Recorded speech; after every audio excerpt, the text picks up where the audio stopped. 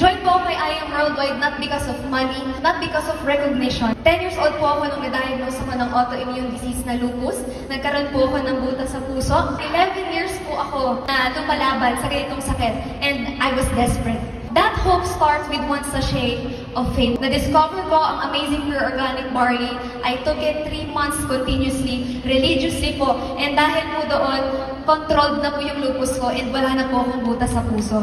And doon lang po ako nag-decide na why not gawin ko din ang I Am Worldwide, gawin ko din ang business. Thank you, Lord! Kasi grabe po, hindi ko po na-imagine na at a young age, magkakaroon po tayo ng sasakyan, magkakaroon po tayo ng mga luxury na dati po, nanghihiram lang po ako ng sapatos. Hindi ko din po inakala, hindi ko nga po hiningi na magkaroon po ng sports car. Pero grabe po ang I Am Worldwide dahil binigyan po tayo ng sports car, ng free travel incentive sa iba't ibang bansa, Hong Kong, Macau, and Singapore. Ang gusto ko lang po gumaling sa sakit. Pero grabe po ang Lord, ito po yung binigay po sa atin. Hindi din naman po ako perfect, kasi bilang bata, matigas ang ulo.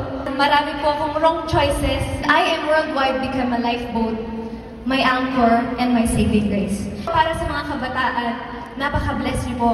Lalo na kung meron ka pang lakas, wala kang sakit, kaya mo pang magpuyat, huwag mong sayangin ang oras mo. Kahit gusto kong magpuyat, gusto kong pumataw, gusto kong mas lalong galingan, alam ko sa sarili ko na limited po yung katawan ko. Autoimmune disease po, sabi ng doktor, walang cure. Kaya nga po, gumagamit ako ng amazing organic barley dahil controlled. Kaya po, grabe no, sobrang naiingit po ako sa mga kabataan. Kaya kung meron kang nakitang opportunity na katulad ng I Am Worldwide, doon mo ibuhos yung lakas mo, doon mo ibuhos yung puyat mo, para mas maagang makuha yung pangarap mo.